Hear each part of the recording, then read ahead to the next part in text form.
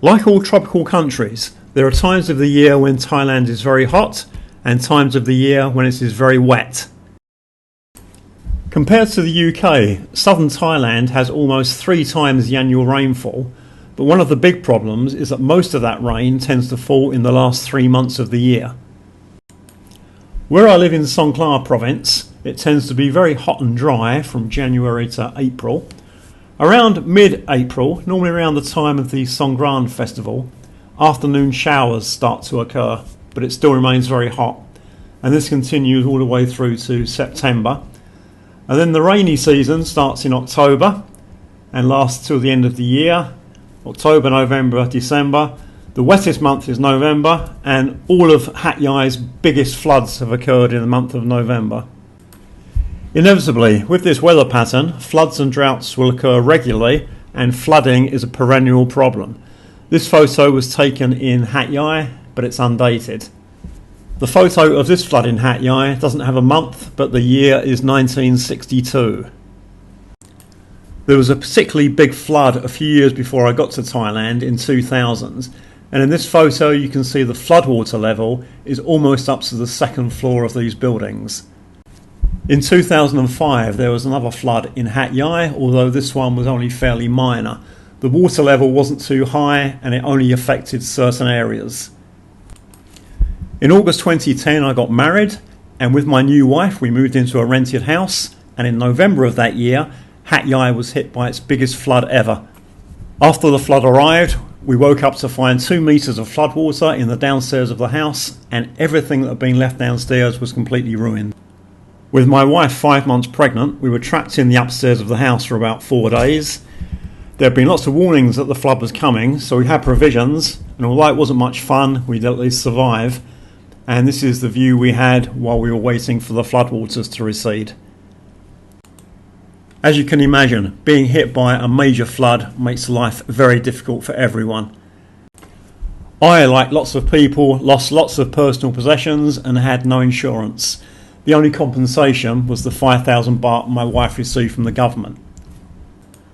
The damage to the economy was massive, and the clean-up operation was huge and took a very long time. It was several months before the town got back to any degree of normality. Since 2010, however, there's been a massive improvement. 2020 was the wettest year since 2010, yet despite sustained and torrential rain at times, the only flooding I've seen has been very minor in outlying areas, and there have been no problems in the central business district. There's a reason for this, and the reason is that the local authorities have put an enormous amount of effort and money into fixing the problem. One obvious solution is reservoirs. In times of excessive rainfall, you store the water in reservoirs to be used in times of drought. Thailand has some massive reservoirs and dams. The photo here is a fairly large reservoir near to where I live. In recent years, there's been more of a trend towards building smaller local reservoirs, and this is based on the late King Bhumipon's theory of gambling or monkey cheeks. The late King initiated hundreds of royal projects, and many of those projects were concerned with water management. The other thing the local authority has been doing is improving the infrastructure to remove floodwater.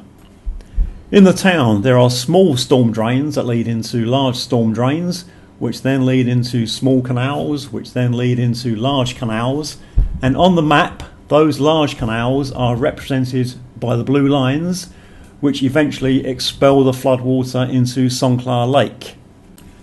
In times of torrential rain, the more efficient the system is to expel floodwater, the less likelihood there is of flooding occurring. One thing they've been doing is putting in storm drains in places where storm drains didn't used to exist. Of course, when it rains torrentially and massive amounts of rain arrives, it's obvious that rain needs to go somewhere. If it can't go anywhere, then flooding is going to occur. They've also been widening the already large canals that run out into Songkhla Lake. The flood defence infrastructure needs constant maintenance. Sometimes parts of it gets blocked, and sometimes the reasons are natural and sometimes they're man-made. One of the natural reasons is that vegetation grows in the canals, and periodically this needs to be removed. Unfortunately, some of the problems are man-made, and some Thais just regard canals as convenient places to get rid of mattresses and other garbage. I take a back route into town, and I frequently see people who have stopped their pickup trucks to dump garbage and construction debris in the countryside. It's really sad to see. Every so often, the local municipality has to send out a team of people to clear up the mess, but I'm sure their time could be spent doing much better things. Like all countries, there are good and bad things about Thailand, but I just find this aspect of Thailand to be very disappointing. It was recently discovered that my own housing development has a problem with blocked storm drains. Again, this was a man-made problem. The construction workers just regarded the storm drains as a convenient place to get rid of excessive sand, cement, concrete, bricks, tiles, etc. The local municipality arrived with special equipment to fix the problem. Each one of these trucks costs 18 million baht. The Hat Yai district has 5 of these vehicles, my sub-district has 2, and most sub-districts in Songkhla province have at least 1. So it just shows you how much the Thai authorities are investing to prevent flooding. There are dedicated teams of men doing this work, and they're working every day. The Thai authorities are really putting in a huge amount of time, effort and money to fix the flooding problems. These machines are basically industrial strength vacuum cleaners that can suck up most things, and they also have very high pressure water hoses. I spent a couple of hours watching them work and found the whole thing quite fascinating. I hope you found this informative. I only covered Songkhla province because that's the only province I've got first-hand knowledge of, but I assume that other provinces are doing basically the same thing. Bangkok has its own unique set of problems. The city is only 1.5 meters above sea level. Sea levels are rising, and the city sinks by 1 to 2 centimetres every year.